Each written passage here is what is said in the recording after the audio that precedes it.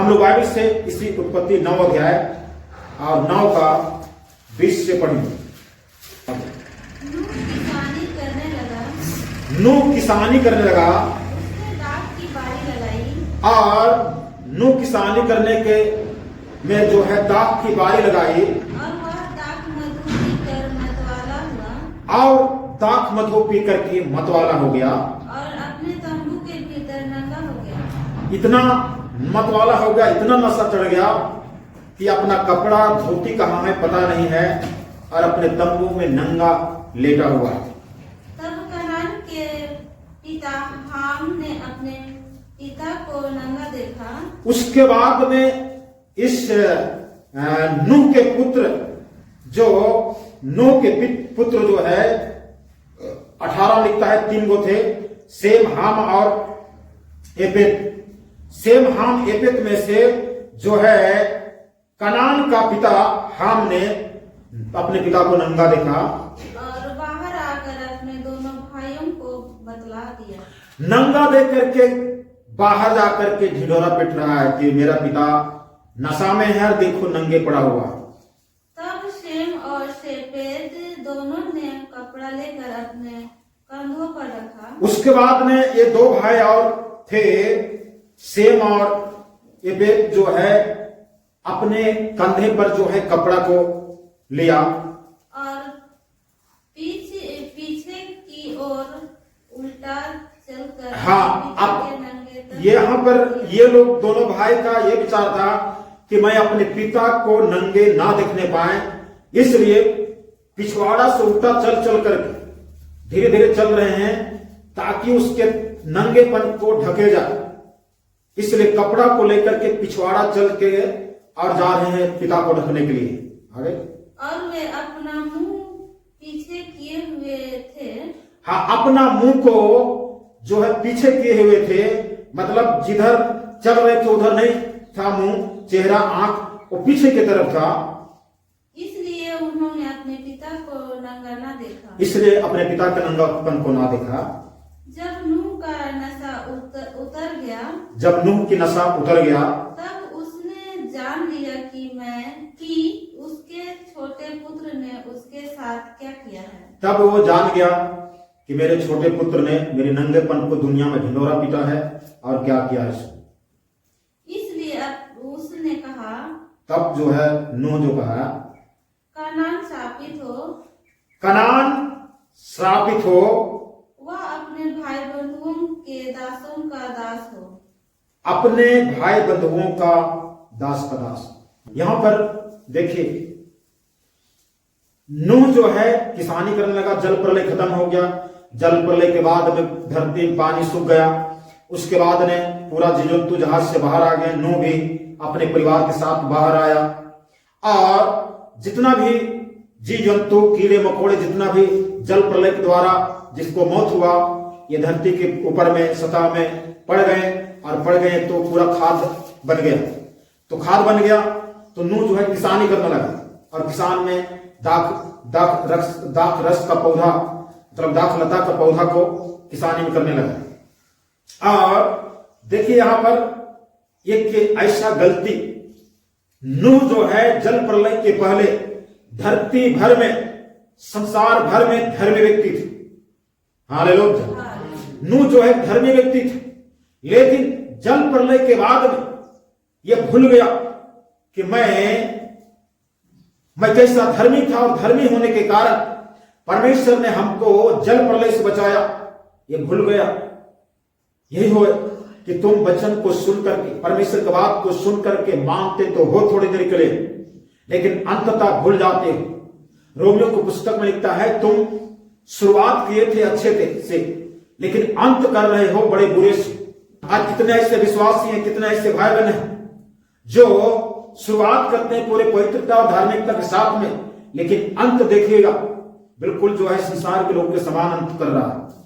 इसका मतलब नतीजा बुरा। तो यहां पर नूह दाख लता का खेती किया और उससे जो उपज हुआ उसको दाख रस बना करके जो है पिया ही, उसने दाख मधु बना करके पी लिया। हाँ, वाइन बना करके दारू बना करके, शराब बना करके पी लिया। अंगूर का रस को तुरंत जो है उसको बना करके नहीं पिया, अंगूर को जो है गला करके 8 दिन 10 दिन गला करके और उसके द्वारा जो दारू बनता है उसको पी लिया तो नशा हो। चीज एक बना है, दोनों एक ही चीज, दोनों चीज अंगूर का। अंगूर से ही दाख रस बना जिसको चर्च में पवित्र लोग इस्तेमाल करते हैं, और अंगूर से दारू बना जो पवित्र लोग नहीं, दुनिया के हर इंसान, पापी इंसान इस्तेमाल करते हैं। अंगूर का दाख रस को पीने से शरीर में ताकत मिलता है, आशीष मिलता है और आदमी को नशा नहीं चढ़ता। लेकिन उसी अंगूर को 8 दिन के बाद में बना करके दारू शराब पीने से नशा चढ़ता है, शरीर को नुकसान भी। हालेलुया। बना दोनों एक ही चीज से। आज शैतान इतना टेक्निक कर दिया, जिस चीज को परमेश्वर किस प्रकार से इस्तेमाल किया, लेकिन उसी चीज को थोड़ा सा घुमा करके शैतान जो है उसी को इस्तेमाल कर रहा। तो ये इतना नशा चढ़ा कि ये पड़ा हुआ है, कपड़ा है, किधर किधर क्या है पता नहीं, और ये नंगे पड़ा हुआ। तो उनके 3 बेटे में से एक बेटा जो शाम था, नहीं हाम था, ये हाम अपने पिता के नंगेपन को देख करके जो है बाहर जाकर के अपने भाइयों को बोलता होगा, जोर से चिल्लाकर बोलता होगा। तो चाहिए क्या था? नंगेपन जैसे देखा होगा तो उसको ढकना चाहिए था। दुनिया में भटकने की जरूरत नहीं है, दुनिया में बोलने की जरूरत नहीं, दुनिया में प्रचार करने की जरूरत नहीं है कि मेरा पिता नंगे होके पड़ा हुआ है। नंगेपन देखने की आदत आज यदि हमारे जीवन में, किसी के नंगेपन को देखने की आदत आज तो बहुत शैतान जो है बहुत सरल कर दिया नंगेपन को देखने के लिए। सबके हाथ में एंड्रॉयड मोबाइल, जो नंगेपन की तस्वीर वीडियो रात में देख सकता है। श्राप मिलेगा, श्राप। नंगेपन देखने की समस्या जो है ना, नंगेपन होता है उसको मिलेगा या नहीं मिलेगा, लेकिन देखने वाला को उससे ज्यादा मिलेगा। नंगे देखने वाला को बिल्कुल जो है 100 का 100% बिल्कुल ये गारंटी है उसको मिलेगा। हाँ लोग जा, ये बहुत गंभीर विषय है। नंगेपन वीडियो यूट्यूब में थोड़ा सा जो है नंगेपन का एक थोड़ा सा उभरता हुआ दिखेगा, आदमी बहुत जल्दी उसको क्लिक करके देखेंगे आखिर में इसके अंदर में छिपा क्या है। ये नंगेपन देखने की जो आदमी मनुष्य में जो प्रवृत्ति है, श्राप पाते हैं, श्राप, आशीष नहीं। आज कितने लोगों के जीवन में आशीष नहीं, कहते हैं प्रार्थना जरूर करते हैं, चर्च जरूर कर जाते हैं, लेकिन आशीष क्यों नहीं मिलता है? क्योंकि आदमी के अंदर में नंगेपन देखने की भूख और प्यास। हम जो है नंगेपन देखा और बाहर जाकर के ढिंढोरा पीट दिया। आज कितने लोग दूसरे की नंगाई को, दूसरे को नंगा करने की आदत है, दूसरे के नंगेपन को देखने की आदत है, और दूसरे को नंगेपन को देख करके दुनिया में जो है बोलने की आदत है। आज कितने लोग ऐसे हैं जो दूसरे की गलतियों को, दूसरे के बुराइयों को, दूसरे की चीजों को देख करके दुनिया में ढिंढोरा पीटते हैं, उसके ऊपर में श्राप आता है। हाँ लोग, ये हम नहीं कर रहे, ये बाइबल शास्त्र लिखा हुआ है। हमको उसके बाप जो है, पिता जो है, कोई अपने बाप, कोई अपने माता पिता अपने बाल बच्चों को श्राप दे सकता है? नहीं दे सकता। लेकिन कुछ ऐसा सिचुएशन है, कुछ ऐसे मजबूरीपन है जो श्राप दे रहे हैं। परमेश्वर हम लोग को जरूर बनाया, चंगाया दिया, छुटकारा दिया, लेकिन हमारे अंदर से, हमारे जीवन में अगर इस प्रकार की सुधारपन नहीं है और नंगेपन देखने की बुरी आदत है, तो समझिए श्राप। आज श्राप मिले, कल श्राप मिले, लेकिन एक दिन श्राप मिलेगा और श्राप से कभी छूट नहीं पाएगा जब तक मन फिरा करके परमेश्वर का वचन को मानने के लिए तैयार नहीं होगा। तो यहां पर हम जो है नंगेपन देख करके दुनिया में दूसरे को बता रहा, और सेम और एपेद नंगेपन को ढकने काम कर रहे हैं। हालेलुया।